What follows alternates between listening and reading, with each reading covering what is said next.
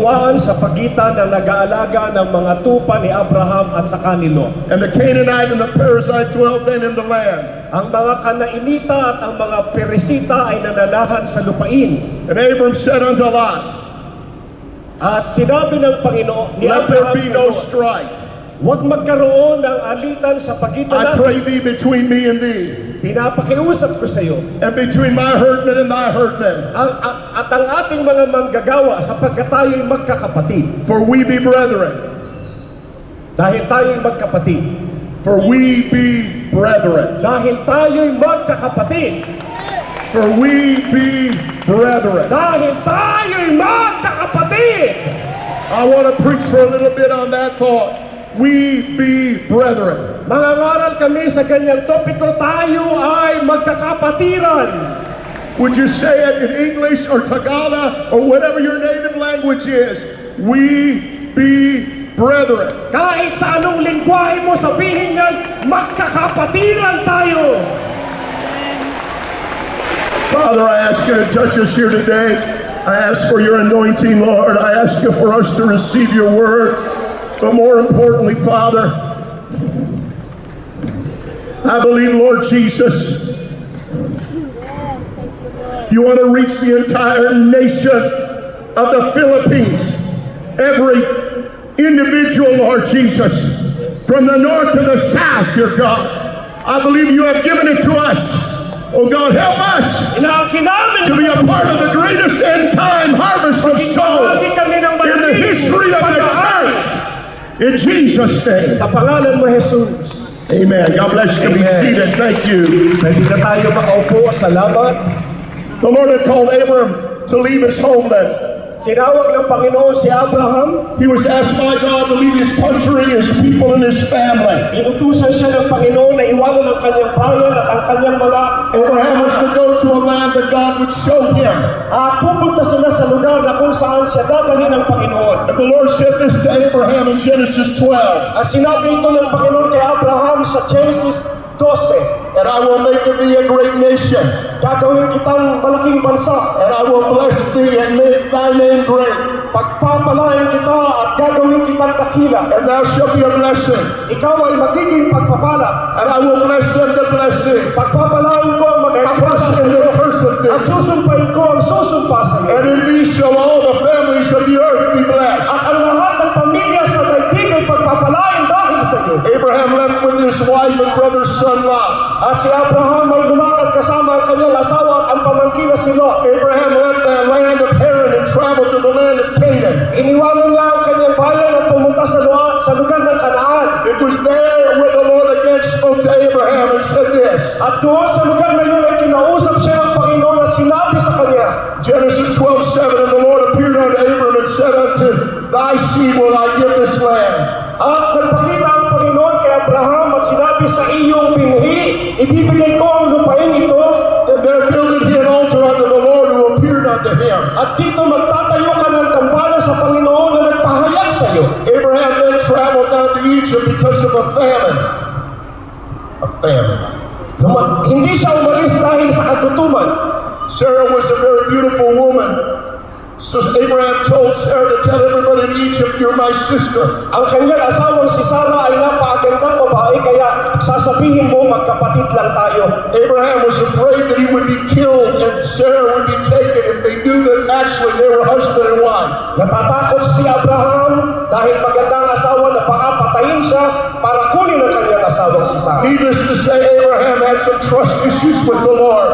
Si Abraham ay parang may problema sa pagtitiwala. So Sarah told everyone in Egypt that she was Abraham's sister. Kaya lahat ng makita ni Sarah, pinakilala niya ang kanyang sarili na kapatid na babae lang ni The Abraham. result was Sarah was taken into Pharaoh's house to be one of his many wives. Pakakunin siya isa sa mga asawa ni Parao. The Lord plagued Pharaoh's house with great plagues because of Sarah was in his house. Nagpadala ang Panginoon ng salot sa bahay ni Sarah ni Parao dahil nasa kanyang tahanan si Sarah. Pharaoh realized that Sarah was Abraham's wife and he immediately commanded her to leave. At nang malaman niya na si Sarah pala ay asawa ni Abraham, madali niyang pinalabas. So they left Egypt. At sila ay umalis sa Ehipto. And they came to the place where Abraham first altar to the Lord. At pumunta sila sa lugar na kung saan nagtayo si Abraham ng unang dambana. Genesis 13:4 says, under the place of the altar, Sa Genesis 13, sinabi niya, sa lugar ng dambana, which he had made there at the first. na kung saan niya itinayong una. And there Abram called on the name of the Lord. At doon ay tumawag siya sa pangalan ng Panginoon. By going back to the original altar, Babalik tayo sa una nating dambana. Abraham was recommitting and rededicating, reconsecrating his life to God's plan for his life. Muli niyang inalay at inhandog ang kanyang buhay sa orihinal na plano ng Diyos. It was at this point when Abraham was drawing closer to the Lord that there arose a problem. Sa lugar na yun na inialay muli ni Abraham ang kanyang sarili sa Panginoon. Abraham and Lot were very wealthy men. Si Abraham ay mayamang tao. They both had amassed a very large amount of cattle. Marami silang mga inaalagaan hayop. There was so much that they could not dwell together in the same land. Hindi na sila magkasya sa iisang lugar dahil napakarami ng kanilang mga The herdsmen of Abram's cattle and the herdsmen of Lot's cattle had a huge fight over land. nagtatalo ng palagi ang mga manggagawa ni Abraham at ni Lot. This conflict was so heated that it risked the relationship between Abraham and Lot. Lumala na ang problema ito kaya nagkaroon na ng samaan ng loob ang magtiyuhin. It seems when we try and draw closer to the Lord, Nagiging mahirap para mapalapit sila sa Panginoon. it's like the devil uses the tool of strife to sidetrack us from our goal. Ginagamit ng demonyo ang hidwang ito para hindi sila magkaisa. Strife, a quarrel, a conflict, a battle. Sama ng loob, pagkakalo. The Greek word for strife means wrangling, contention, strife. Ang alitan ay galing sa salitang Griego na hindi pagkakas. Like a wrestling match. Kagaya ng pagbubuno. At risk was not only the relationship between an uncle and a nephew, Hindi lamang ang relasyon ng tiyuhin at pamangkin, but at risk was the blessings of the Almighty God. naapektuhan din ang pagpapala ng makapangyarihang Diyos. Abraham didn't want conflict, Ayaw ni Abraham ng pagtatalo. so he told his nephew, take whatever land you want, Kaya sinabi niya sa kanyang pamangkin, kunin mo lahat ng lupain na gusto and I'll mo. take what's left. Yung matira yun ang sa akin. It's pretty amazing. The elder was submitting to the younger. Nakakamangha na yung mga matatanda ang nagpasakop sa mga nakakabata. Our text, Ang ating and there was a strife between the herdmen of Abram's cattle and the herdmen of Lot's cattle. ay nagsasabi na mayroong alitan sa manggagawa ni Abraham at saka ni Lot. And the Canaanite and the Perizzite dwelt then in the land. At ang mga Kaananaita at ang mga Peresita ay nananarahan sa parehong lupain. Now let me just stop for a minute. Tigil muna kami dito. It really bothers me that the Canaanites and the Perizzites could dwell together in the land. Malaking abala na magkasama sa isang lugar ang Kanaanita at ang mga Peresita. But an uncle and a nephew couldn't. Pero ang magtiyuhin, Sometimes I wonder if the world gets along better than we get along. minsan nakakahiya na parang mas maayos pa ang ugali ng sanlibutan kaysa sa atin. And Abram said unto Lot, Ang sinabi niya, let there be no strife, I pray thee, between me huwag tayong mag-away at ang ating mga manggagawa. Lot very greedily and foolishly chose what appeared to be the best land. Hallelujah. Napakalaki ng lupain para tayo ay magtalo. And of course we know what happened to Lot. Alam naman natin kung ano ang nangyari. Abraham received all the land that he could see. Lahat ng tinanggap ni Abraham ay yung kanyang tinanggap sa Panginoon. In fact, the Lord said unto Abram, Ang sinabi ng Panginoon kay Abraham, lift up now thine eyes, itingin mo ang iyong mata look from the place where thou art, sa iyong kinatatayuan. look northward, Papunta look doon southward, sa timog, sa hilaga, look eastward, sa kanluran, sa look silangan. westward. For all the land that you see, Lahat ng lupain na I'm going to give it to you, ibibigay ko yan sa iyo. and that I see forever. Ganon din. And I will make thy seed as the dust of the earth.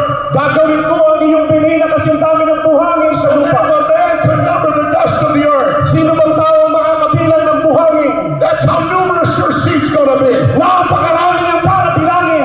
Our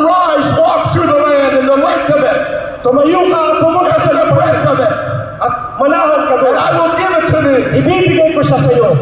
God told Abraham Sinabi ng Panginoon kay Abraham, that he will make of him a great nation, gagawin kitang malaking that he bansa, would be blessed, pagpapalain and kita, that he would be a blessing. ikaw ay magiging pagpapala. The devil wanted to stop that, Gusto yan pigilan ng demonyo, but Abraham refused to be involved in strife. pero hindi pumayag si Abraham manahan sa sama ng loob. The devil would love to stir up the spirit of strife among us Sama-sama wag natin tanggapin ang ganyang espiritu. in order to hinder us from receiving the blessings of God. Yan ang magiging hadlang para tanggapin natin ang pagpapala ng Panginoon. The devil is all about jealousy. Ang demonyo ay He's lagi all about nagsiselos, He's nagtatalim, all about division. paghahati-hati at pagtatalo-talo. Jesus is all about peace, Ang Panginoon ay kapayapaan, of unity.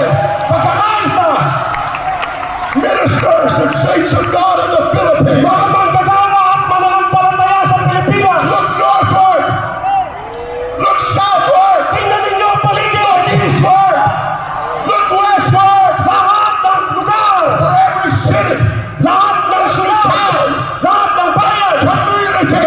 lahat ng komunidad. God has given it to you. Ibibigay sa atin ng Panginoon. From Baguio to Zambian, the north to the south. Amen. Sa hilaga, sa timog, sa kanluran, sa silangan. God has given you the nation of the Philippines. Ibibigay sa atin ng Panginoon ang bansang Pilipinas. I believe this. Maniniwala God has tayo. given us a mighty harvest of souls. Hallelujah. If there's something Kung mayroon magbagay, the world in which you and I live in needs is men and women of wisdom. hallelujah, para maging mga tao tayo na matatalino at mayroong karunungan ng Panginoon. Jealousy and strife Ang selos are not God's kind of wisdom. at paghahati-hati ay hindi kalooban ng Diyos. James said this in James 3 verse 13. Sinabi ni Santiago sa Kapitulo 3, Who is a wise man and endued with knowledge among you? sino ang matalino at pantas na tao? Let him show out of a good conversation his works with meekness of wisdom. Marunong siya sa pamamagitan ng mabuting pamumuhay na may pagpapakumbaba. But if you have bitter envy and strife in your heart, Pero kung iingatan mo sa puso mo, glory not and lie not against the truth. magsisinungaling ka sa katotohanan. This wisdom descendeth not from above, but is earthly, sensual, and devilish.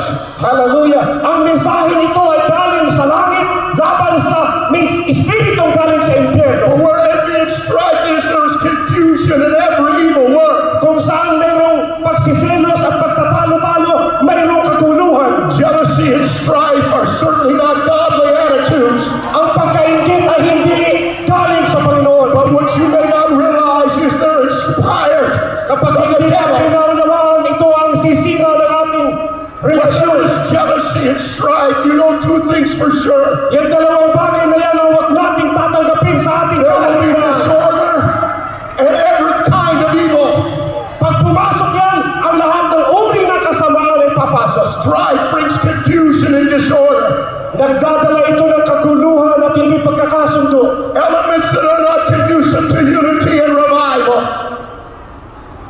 God is not the author of confusion. Ang Diyos ang hindi may akda ng kaguluhan. The devil wants to disrupt the body of believers Gusto here. niyang guluhin ang pagkakaisa ng ating samahan. And one way he does it, it's through strife. Huwag nating pahihintulutan ang hidwaan. The devil is all about strife and confusion. Ang demonyo ay laging nagdadala ng pagtatalo at Jesus is all about peace and unity. ito ay kailangan natin ng kapayapaan at pagkakaisa. And we have the wisdom of Abraham. Magkaroon tayo ng karunungan ni Abraham. Let there be no strife between us. Huwag magkaroon ng pagtatalo sa ating kalagitnaan. Be brethren. Magkakapatid tayo! Be brethren. Magkakapatid tayo!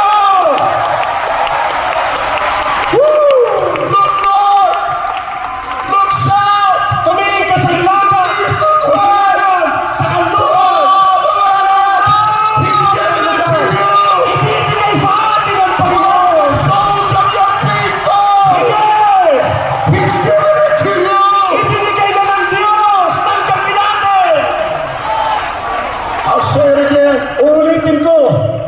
1.5 million people, apostolic believers in the Philippines. Amazing. Isa't kalahating, Glory to God. kalahating mananampalataya sa Pilipinas. But there are more than 1.5 million people Marami pang in the Pilipino Philippines. na mantas! We gotta reach out. Kailangan natin abutin! Oh, clap your hands. Palakpakan natin ang Panginoon. Sige mga kapatid. Woo!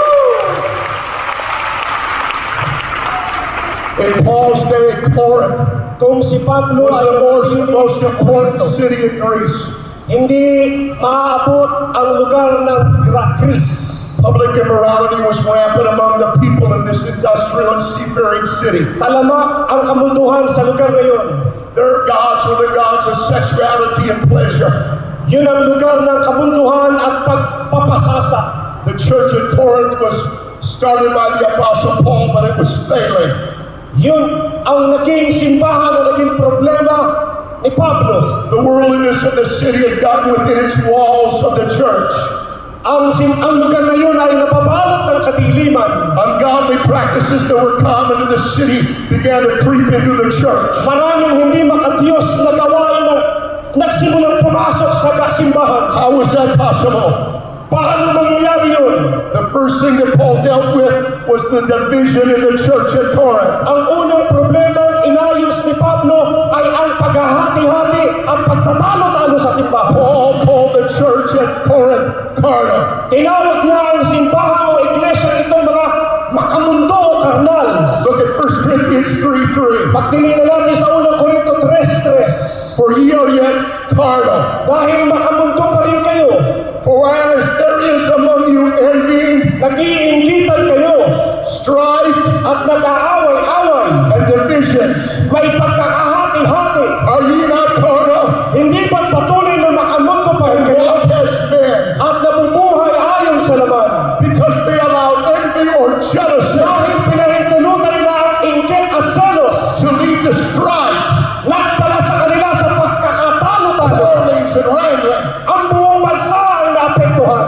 It led to division, Nagdala sa kanila sa pagkakahati, disunity. hindi pagkakaisa. I propose to you that jealousy will lead to strife, which will lead to disunity. Ang pagtatalo, ang di pagkakaisa, nauwi sa pagtatalo at pagkawatak-watak. The division led to at least 9 serious problems in the church at Corinth. Ang pagkakahati-hati ang naging malaking problema ng iglesia sa Korinto. A proud, critical, judging attitude. Ang mapagmalaki at mapaghatol na ugali. A severe case of immorality. At A son with his father's wife.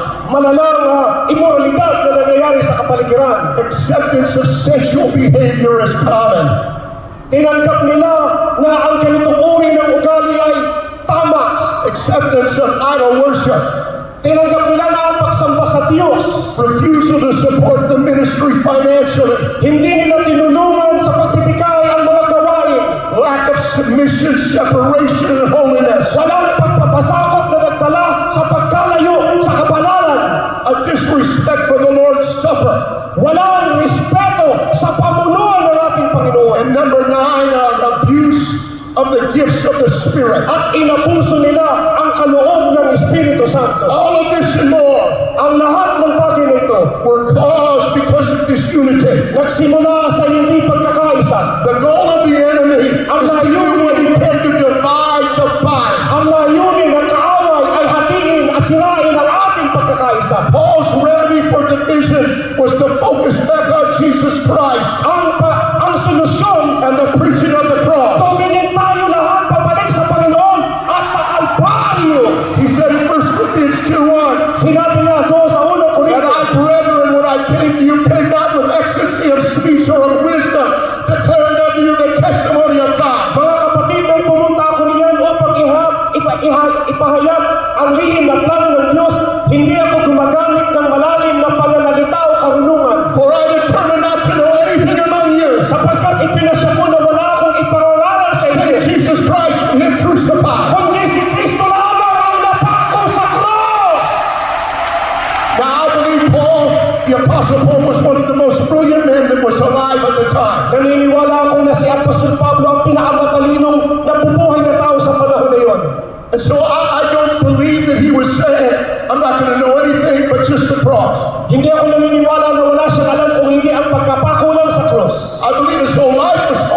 the cross. You understand? Naintindihan nyo, hindi na rin ang gusto niya sabihin, marunong din siya sa iba. But I believe what he was saying by that verse. Pero ang gusto niyang tukuyin, I don't want to know about your jealousies. ayaw kong malaman ang inyong I don't pagsisipos. want to know about your bickering. Ayaw kong malaman ang inyong I don't want to know about your cliques. Ayaw kong malaman ang inyong I am determined to know nothing but Jesus Christ and Him crucified. Hindi ako interesado sa anumang problema ninyo kung hindi si Jesus lang na magdadala sa pagkakaisa. Tired of hearing about your boxing, your fighting. Hindi ko kailangan ng inyong mga pag-aaway. Let's focus back on Jesus. Tumingin Let's tayo focus sa back on the cross. Let's focus back on His death, His burial, His resurrection. Tumingin tayo sa pagkabuhay na makulit.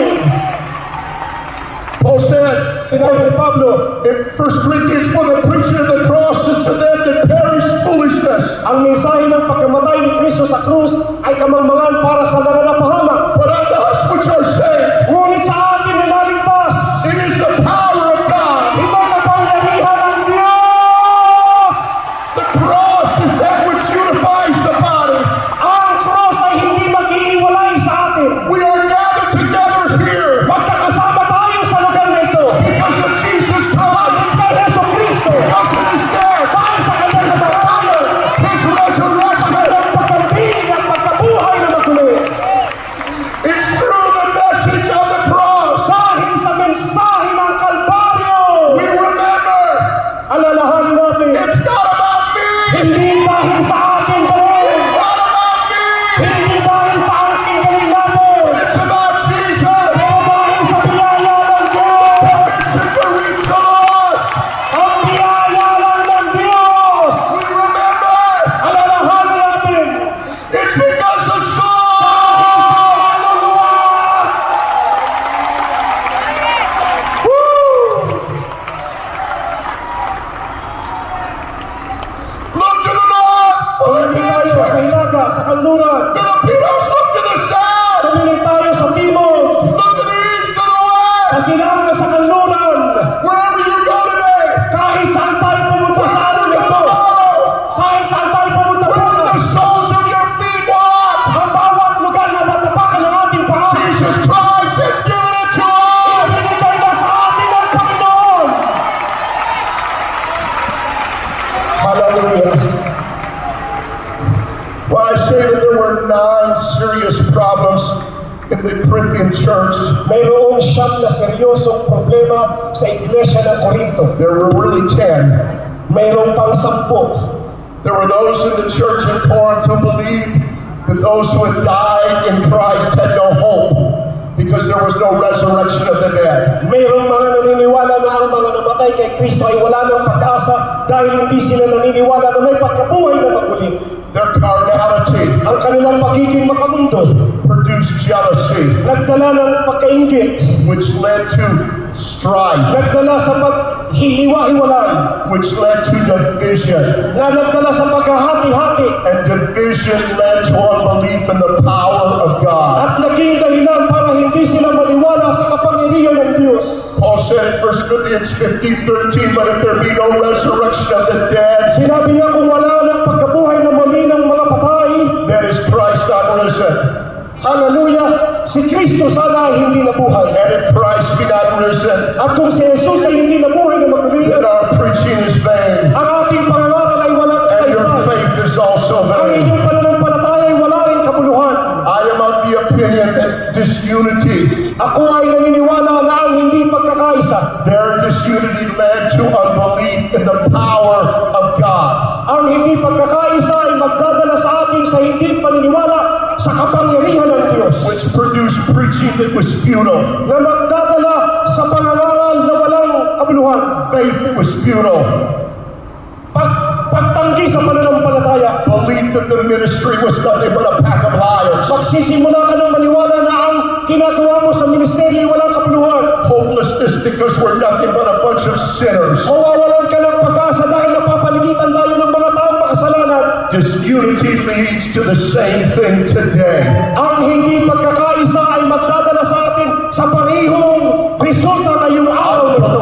Unbelief in the power of God. Kawalan ng pananalig sa kapangyarihan kapangyarihan ng Diyos. I believe that's why God hates disunity so much, Kaya nagagalit ang Diyos sa hindi pagkakaisa. because it causes us unbelief in the power of God. Dahil ito ay nagiging dahilan para hindi tayo manalig sa kakayanan ng Diyos. If you're sick in body today, Kung ikaw ay Jesus Christ can heal you today. may sakit ngayon, kaya kang pagalingin ng Panginoon. If you're going through the worst problem of your entire life, Kung meron kang malalang problema sa buong buhay mo, Jesus Christ can fix it today. si Jesus ang makakaayos ng lahat ng yan. If you come with a lifetime of sin, Kung pumunta ka rito na mayroong matagal ng Jesus kahilangan, can forgive you. Amen. If you repent, He can forgive you today. If you're here and you don't have the Holy Ghost, you can receive the Holy Ghost today. At kailangan natin tanggapin ang banal na Espiritu ngayong araw na ito. If your church is a mess, Kung ang iyong simbahan ay nasa I'm kaguluhan, here to tell you the Lord Jesus Christ can move in today and fix it. Praise the Lord. sasabihin ko sa inyo, He's a powerful God. He's a mighty God. There isn't anything that He cannot do. He's great and greatly to be praised. And His greatness is unsearchable. palakpakan natin ang Panginoon, mga kapatid. Oh my God, I would hate somebody Mamumuhi ako sa sino man to leave this place today na aalis sa lugar na ito ngayong araw and not receive what you need from the Lord. at hindi mo tatanggapin ang pangangailangan ko sa Diyos.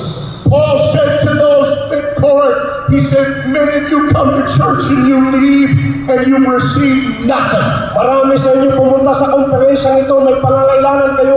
Kung hindi nyo hahanapin ang mukha ng Diyos, uwi kayong dala-dala pa rin yan. They had all the gifts of the Spirit in operation. Nando, ibibigay ng Panginoon ang kaloob ng In Espiritu. fact, they were not lacking in any of the gifts of the Spirit. Hindi tayo kukulangin, hallelujah, ng supply sa anumang bagay na But kailangan yet natin. Paul called them carnal. Pero sinabihan sila ni Pablo, ang dahilan ng makakahadlang ang inyong pagiging Because makamutlo. there was jealousy, Dahil mayroong pagsiselos, there was strife, mayroong alitan, which led to disunity, na magdadala sa hindi pagkakasundo, which caused them not to believe in the power of God. magiging dahilan para hindi tayo maniwala sa I gagawin want ng the Diyos. Lord to move every time we gather together. I don't want to just have church. Ayaw ko I don't want to play church. magkakaroon I want the power of God to be manifested. ng Espiritu ng Diyos. Paul said, Sinabi ni Pablo, if there's no resurrection, kung walang pagkabuhay Of the dead. ng mga patay, then we have no hope wala na tayong pag-asa. for us that are alive. He said, we might as well eat and drink, Mabuti pa for kung tomorrow mamatay we tayo. die. Total, bukas mamamatay naman. We might as well be carnal. Mabuti pang magpakasaya na lang tayo. If we have no hope of a life to come, Kung walang pag-asa sa pagkabuhay na maguli, at church we should just simply focus on satisfying our feelings and having a good time. mas mabuti pa na ang simbahan ay magpakasaya na lang. Hallelujah!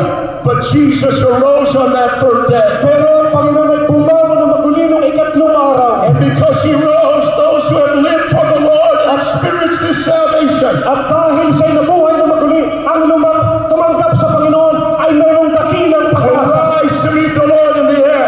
Ay sasalubungin natin ang Panginoon sa alapa. Malapit na! The cross is powerful. Ang Kalbaryo ay makapangyarihan. Jesus Christ is coming back to take us to heaven. Malapit nang bumalik ang Panginoon para kunin tayo.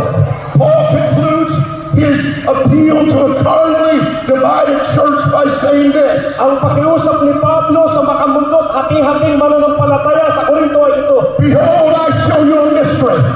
Pinapahayag ko sa inyong isang We hiwaga. shall not all sleep, Hindi tayong lahat but we mamamatay. shall all be changed. Tayo'y babaguhin In the moment, sa isang kisat mata, twinkling of an sa eye, isang sandali, sa at isang the last oras, trump, sa pagtunog ng pakaka, for the trumpet shall sound, tutunog ang trompeta. and the dead shall be raised incorruptible, Ang mga namatay ay papangunin walang kasinaan. and we shall be changed.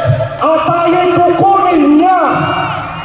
Paul was trying to get the church at Corinth to look beyond how they felt now. Tinuturuan ni Pablo ang mga mananampalataya sa Korinto na tumingin lagpas sa kanilang temporaryong kalagayan. What they were upset about now. Ano man yung nakakatismaya sa kanila ngayon. How they wanted to be recognized now. Gusto nilang makilala sa He was kasalukuyan. trying to get them to look beyond the fact of how they wanted to be elevated now Kalimutan niyo yung mga bagay na hindi kayo maitaas ngayon. to the importance of eternity. Pagdating ng walang hanggan, I propose to you pinapahayag ko sa inyo that disunity leads to an overemphasis on our present feelings. iwaksin natin ang hindi pagkakasundo sa anumang bagay na ating nararamdaman And our present experiences. at ang ating pangkasalukuyang naranasan. And I believe it hinders in our belief in the coming of the Lord. Naniniwala ako ng magiging hadlang sa pagbabalik ng Panginoon. I've grown up in this all my life. Lumaki ako sa gawain ng buong buhay ko. I'm the fourth generation apostolic on both sides of my family. Apat na henerasyon mula sa aking pamilya na apostolikong mananaran. I grew up every Sunday we sing at least one song about the coming of the Lord. Umaawit ako tuwing linggo ng umaga patungkol sa pagbabalik na muli ng Oh, Panginoon. I want to see Him. O gusto ko siya Upon His makita. face. Ang kanyang There to mukha. see forever. Hallelujah. Saving grace. Mahayag ang kanyang mukha at manahan sa kanyang biyaya magpakailanman. I think it's great. I think it's wonderful, the preaching and the singing, and how God is working and speaking in the church. Alam kong maganda ang mga awitan, lahat ng bagay na ginagawa natin sa ating I'm not pagkakas. trying to be critical at all, Hindi niya gusto maging kritiko sa mga bagay but it ito. sure seems like there's an overemphasis on how I'm feeling now. And I'll make sure that I've got joy now and peace, and everything's going good for me now. And how God's going to work it out good for me now. Kaya lang may mga bagay na parang masigit natin pinahalagahan sa mas kailangan natin ngayon. Could it be Maaari kaya the jealousy na ang pagkakaselos has caused strife, ang naging dahilan ng alitan which has caused division, na naging sanhi ng hindi pagkakaisa and we've lost sight na nawala ang ating toon that at any moment Jesus Christ could na ang come. Panginoon ay maaaring babalik. We gotta fight jealousy. Labanan natin ang We gotta selos. fight strife. Labanan natin ang pagtatalo. We gotta fight division. Labanan natin ang hindi pagkakaisa. May we desire with everything that we have unity. Magkaisa tayong lahat. We be brethren. Magkakapatid tayo. Hallelujah. Paul said this Sinabi ni Pablo ang mga bagay in Romans 13:11. sa Roma 13:11. And that knowing the time, that now it is high time to wake out of sleep. Dapat ninyong gawin ito dahil alam ninyong panahon na para gumising For kayo. now our salvation is nearer than when we believed. Sapagkat mas malapit na ngayon ang oras ng ating kaligtasan kaysa noong una The night is far spent. nang tayo sa The day magpalataya. is at hand. Malapit na. Let us therefore cast off the works of darkness, Iwaksin natin ang gawa ng and kadiliman let us put on the armor of light. at pumunta tayo sa kaliwanagan. Let us walk honestly as in the day, Lumakad tayo sa liwanag. not in rioting and drunkenness, Wala na ang mga bagay na ito mga not in kaibigan. chambering and wantonness, Mamuhay tayo ng marangal dahil tayo ay nasa not in liwanag na. strife and envy, Wala na ang mga but put ye on the Lord Jesus Christ, Amen. and make that provision for the flesh, Sa halip, to paghalip fulfill the lust thereof. sa inyong buhay ang Panginoong Jesucristo at huwag ninyong pagbigyan ng If inyong there ever was a day, church, we need to walk. Our walk needs to be an honest walk. Kung mayroong panahon na dapat tayong If there gumawa ever was a day, we should not walk, amen, and be involved in wickedness. Kung mayroong araw na hindi na tayo dapat lumakad sa araw o pinagsadaan ng kasamaan, Let us not live a life of strife and jealousy, iwaksin na natin ang pagtatalo, pagkakas, igit. but put on the Lord Jesus Christ. Hallelujah, magkaisa tayo sa ating Panginoon. Let us be people of character. Maging mga tao tayo may magagandang ugali. Let us be people of integrity. Magkaroon tayo ng integridad. Let us be people with pure motives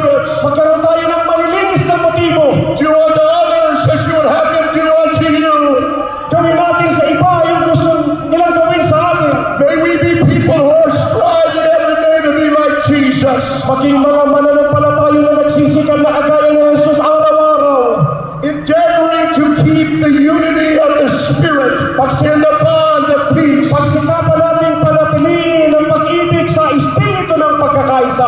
There is a spirit of deception and division that is trying to bring strife and disunity to our churches. Huwag natin pahintulutan ng espiritu ng pandaraya, pagkakahawatak-watak na sumira ng ating pagkakaisa. There is a spirit of deception that is trying to bring division to our districts. Mayroong espiritong pumapasok na sisira ng ating mga distrito. There is a spirit of deception that is truly trying to bring division in all of the Philippines. Mayroong espiritu ng pagkakawasak-wasak na pumipilit pumasok sa buong Pilipinas. It is not immune to certain types or categories or groups of churches or people, Para but to bagang everyone. hindi lamang yan makakategorize sa ilang uri ng simbahan, lahat ito tayo'y inaatake. I'm the Wisconsin District Superintendent. Ako ang District Superintendent ng Wisconsin. In the Wisconsin District, the United Pentecostal Church International, Doon sa lugar na yun, I have pastors threatening to take to court other pastors. I have churches splitting. I have pastors' marriages splintering. may mga narinig nyo naman mga kapatid, mga pastor na ang pagsasamay nasira. That God is doing incredible things in our district. Pero ang Diyos ay gumagawa ng kamangha-manghang bagay sa amin. We had the largest number of ministers at our last district conference.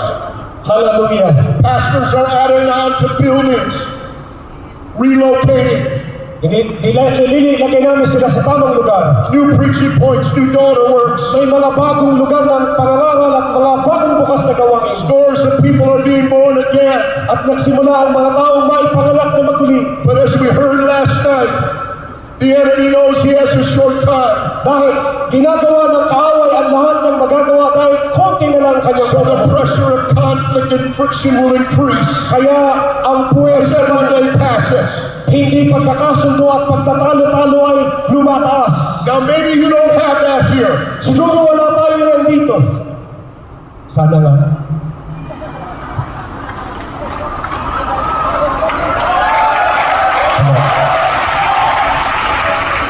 The devil knows he has a short work. Alam A mo short ang time. demonyo, And he's going to do what he can, and the pressure is going to be ever greater. Amen. There's going to be a spirit of jealousy that's going to try and come over us, a spirit of fighting and strife, division among us. We've got to fight against that. We've got to fight against that. We've got to stand against that. Right. Everybody under the sound of my voice, we must strive, we must work for unity. We be brethren. magkakapatid tayo. We be brethren. Sila We be brethren.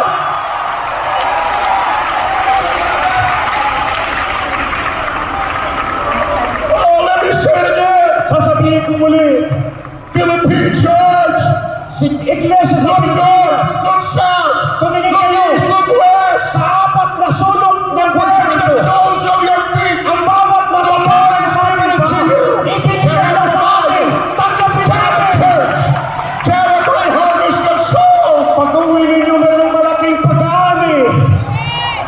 Please don't ever forget. Huwag natin kalimutan. We be brethren. Magkakapatid tayo. Oh, clap your hands to the Lord. Purihin natin ang Panginoon. Sino yung mga kapatid? Hallelujah.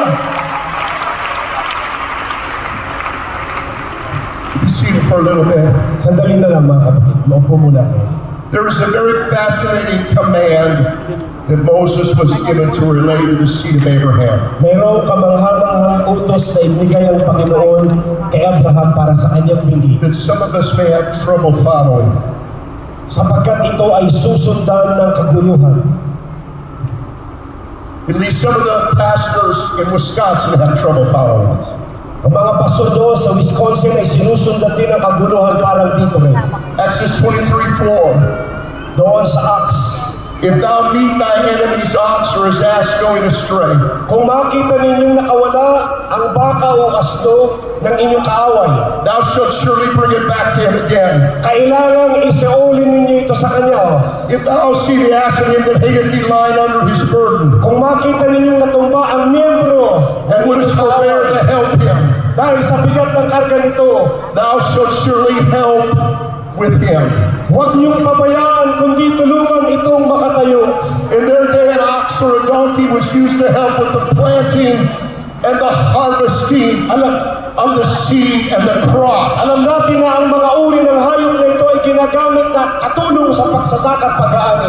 These animals were a part of the harvest. Ang mga hayop na ito ay katulong sa pagsasaka. God commanded his people to help the person Yan ay tumutukoy sa taong kailangan ng tulong. that they called their enemy. Or in other words, the person they hated. Sa ibang pangungusap, yan yung kapatid mong kinamumuhian mo.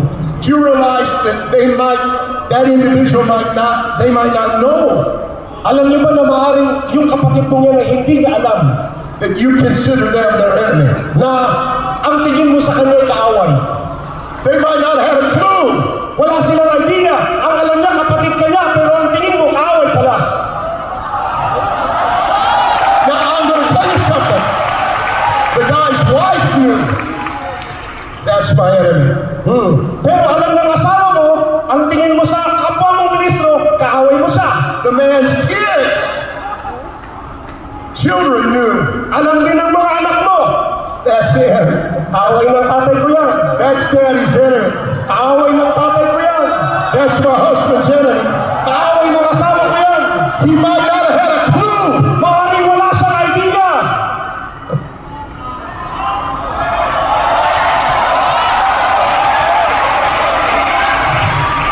And God commanded his people to help the person who hated them. Inutusan sila ng Panginoon na yung mga taong kinamumuhian mo, tulungan mo. Simply put, Israel was commanded Alalahanin natin si Israel ay inutusan to work together in the field na magsama-samang magtrabaho sa parang with the person that they hated kasama and the person who hated them. ang taong iyong kinamumuhian at namumuhi sa iyo. Because the Lord was more concerned about the harvest Dahil mas mahalaga sa Panginoon ang ani at aanihin.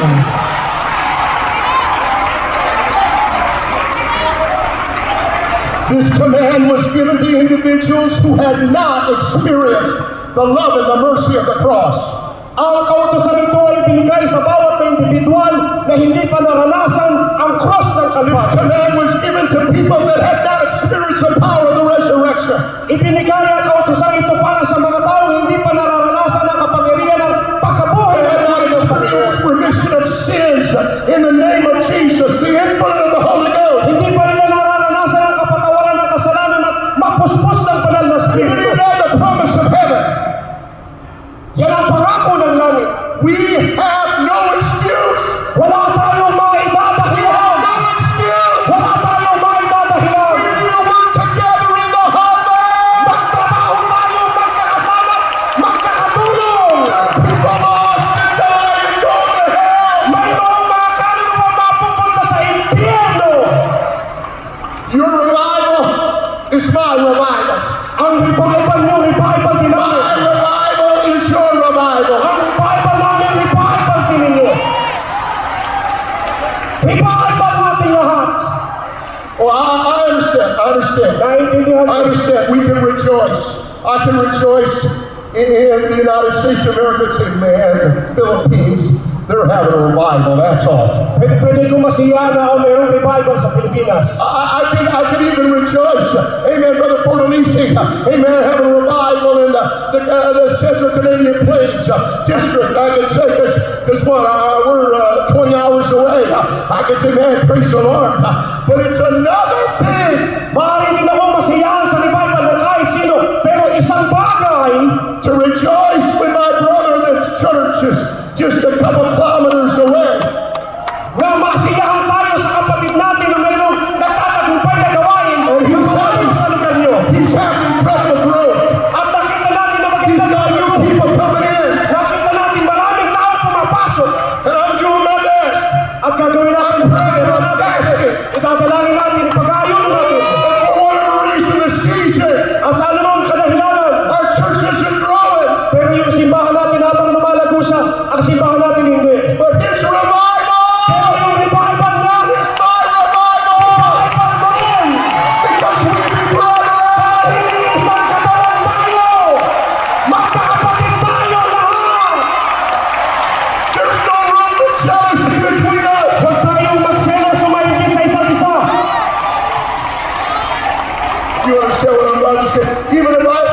man, kahit na galit ka sa katabi mo, I still need to help him with the harvest. tulungan mo pa rin kahit nainis ka. Because the harvest is more important Dahil mas mahalaga natin kaysa sa soul. pagkakasundo. Kahit na hindi mo tayo sa tabi mo, But you see, it's not a problem. hindi yun ang problema. We brethren. Dahil magkapatid tayo.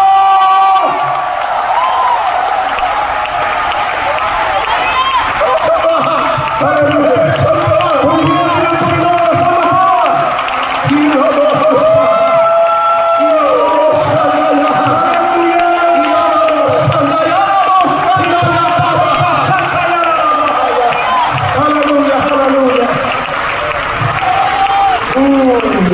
Jesus Christ paid the price on the cross. binayaran ng Panginoon ang halaga sa krus ng You and I Kalbaryo. hope beyond this life. Binigyan niya tayo ng pag-asa lagpas sa buhay na ito. Don't let jealousy, bickering, or division Huwag niyong pahintulutan ng inggit at selos ang sumira ng yan. steal the hope of heaven from you.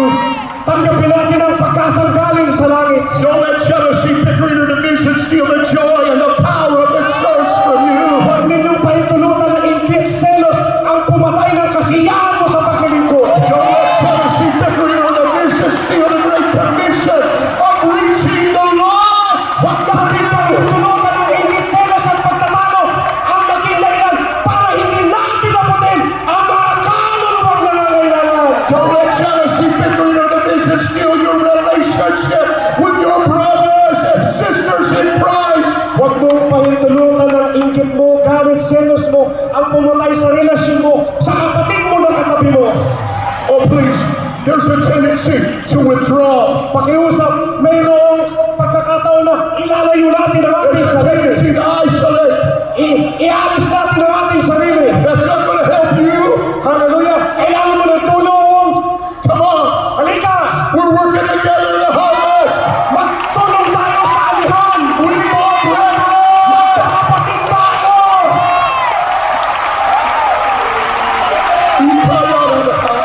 Purihin natin ang Panginoon, mga kapatid. Sige. Come on, Magpalala sa atin. Go ahead, go ahead. Hallelujah! if there's one thing the Lord wants in His church, it's unity. Kung meron bang isang bagay na itinagubili ng Diyos sa kanyang iglesia, pagkakaisa. Psalms 133:1. I'm just about done. Mga awit 133. Behold, how good and how pleasant it is for brethren to dwell together in unity. Napakagandang tignan ang mga mamamayan ng Diyos na namumuhay ng may pagkakaisa. It is like the precious ointment upon the head that ran down upon the beard, even Aaron's beard. It went down to the skirts of his garments. Ito'y parang mamahaling langis na ibinuhos sa ulo ni Aaron na dumani sa kanyang balbas at kwelyo ng damit. As the dew of Hermon and as the dew that descended upon the mountains of Zion. For there the Lord commanded His blessing, even life forevermore. Narinig natin mula doon sa bundok ng Zion, iniutos ng Diyos ang kanyang pagpapalang bumaba papunta sa atin. According to the psalmist, he said unity is good. Ayon sa mga awit, ang pagkakaisa'y mainam. Unity is pleasant. Ang pagkakaisa'y maganda. Unity brings the anointing of God. Ang pagkakaisa'y umaanyaya sa pagpahid ng Diyos sa bawat isa sa atin. Unity brings the blessings of God. Ang pagkakaisa'y magpapaba ng pagpapalang kailangan. Unity leads to eternal life. At ang pagkakaisa'y magpadala sa buhay na walang hanggan. May we never lose the goodness, the pleasantness, the anointing, the blessings of the Lord in our churches, in our district, in our nation. Nakawin ang dibisyon ng pagpapalang ibinigay ng pagkakaisa. May we never lose the purpose of showing people the way to eternal life in our churches. Huwag nawang mawala na ang layunin natin, kaya tayo tinawag ng Diyos ay para abutin ang mga kaluluwang hindi pa naliligtas. We be brethren. Tayo ay magkakapatiran. We be brethren. Tayo ay magkakapatid.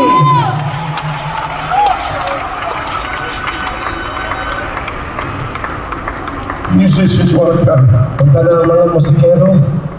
I don't have the power Wala kaming nor you kapangyarihan to forgive someone of the sins that they've committed against the Lord. na patawarin ang sino mang gumawa ng kasalanan sa Panginoon. But I do have the power to forgive the wrongs done to me. Pero meron akong kakayanang patawarin yung mga taong nakasakit sa akin. I've been dealing with preachers enough to know. Meron mga taong mga ngaral doon sa lugar ko. There's a bunch of you preachers out here that have been Kagaya rin hurt. ng maraming mga ngaral ngayong umaga. There's a bunch of you preachers' wives that have been hurt. Marami din ditong mga asawa ng pastor. I'm sorry. Pasensya na kayo. But don't let that get to bitterness. Huwag ninyong pahintulutan ang sama ng loob at kapaitan. God keeps good books. Hallelujah. Panatilinin natin ang pagkakaisa. Solomon said, Sinabi ni Solomon, hatred stirreth up strifes, but love covereth all sin. Hatred ang stirreth up strife. ang galit ay nagbubunga ng hidwaan, pero ang pag-ibig ang gumagamot sa lahat. I'm gonna try and say this kindly. Preacher, Mga ngaral, careful how you act in your home. mag-ingat kayo kung paano tayo mag-ugali sa ating mga bahay. Because your anger, Ang ating mga galit, your jealousy ang iyong mga ating pagsiselos against your brother, laban sa iyong kapatid, you don't just keep that to yourself, hindi mo lang yan sinasarili. but it becomes a generational thing. Magiging sumbayan sa susunod na henerasyon. Mahawa asawa, anak. Let's all stand together. Malalahatin sa mga mga kapatid. Jesus said, Sinabi ng Panginoon this is Jesus about his disciples of all times. sa kanyang mga By this shall all men know that ye are my disciples. sa kanyang mga disipulo. Sa pamamagitan ng bagay ito, malalaman nila kayo mga alagad ko. If you have love Kung mahal ninyo for another. ang isa't isa. I can't forgive